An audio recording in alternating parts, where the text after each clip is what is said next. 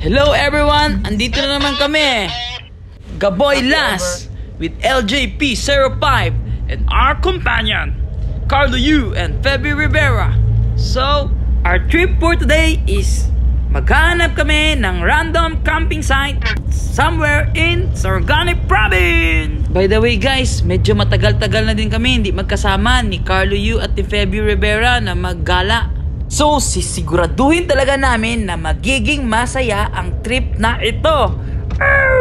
By the way guys, alam nyo ba na kapag kami ang lumakad, wala talaga yung plano-plano. Ura-urada talaga yan. Kung saan kami mapadpad, go with the flow lang. Kasama ang pinakagwapo naming bata. Yachikels! Yachi!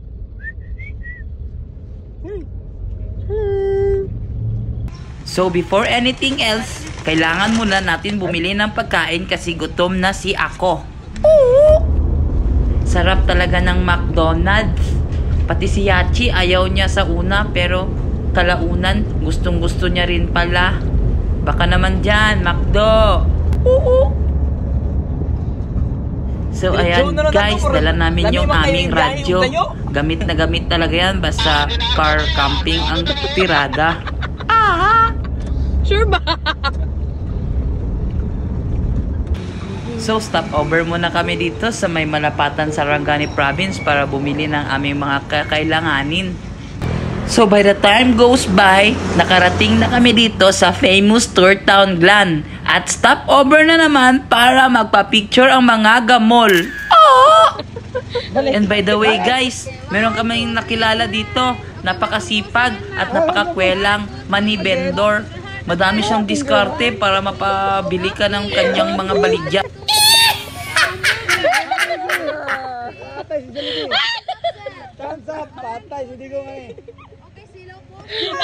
Grabe, ang saya naman ni babe.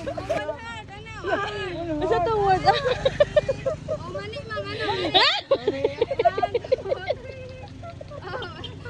So kayo guys, di ba kayo bibili kung ganyang kakwela yung nagbebenta?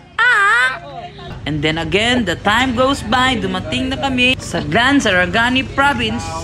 And then, bumili ng barbecue para pang dinner namin mamayang maga.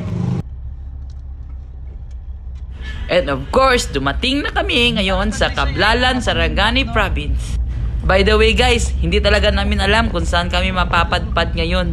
Maghahanap lang kami ng magandang spot para kami ay ma-enjoy sa gabing makulimlim at napakadaming bituin. Oh!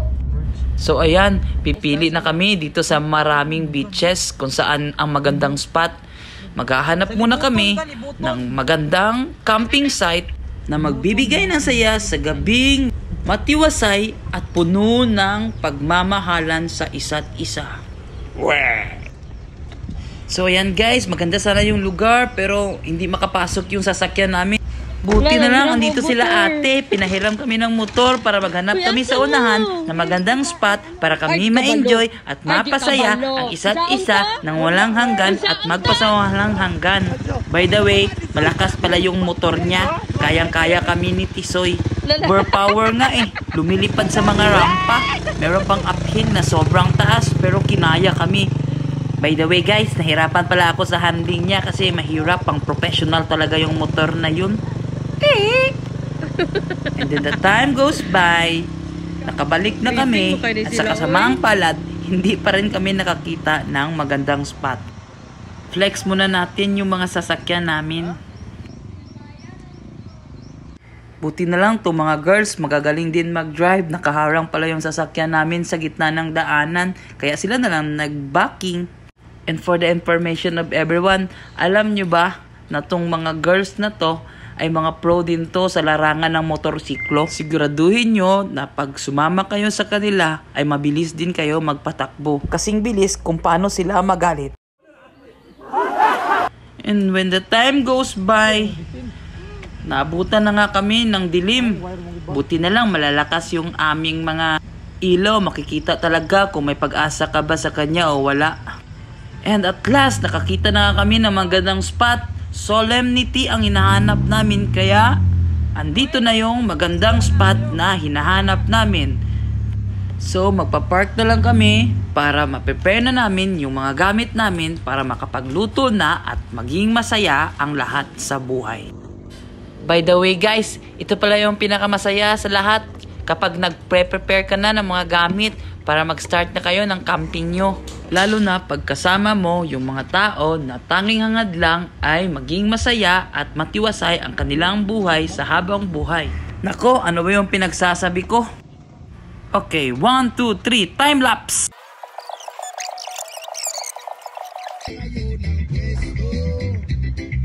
Guys, meron akong tanong sa inyo.